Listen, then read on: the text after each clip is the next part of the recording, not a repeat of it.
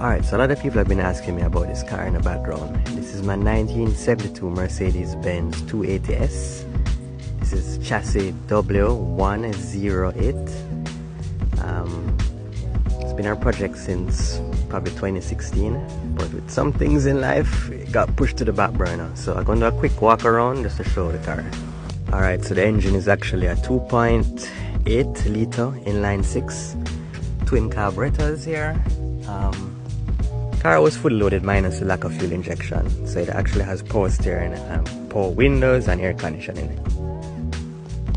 It's pulled up and actually using it for storage, unfortunately, but I had the seats done over, so I'm gonna show you the seats. Alright, so the plan originally was to clean up the car, get it running, put air suspension on it, but the engine is worn, it smokes like crazy, so the idea changed to put in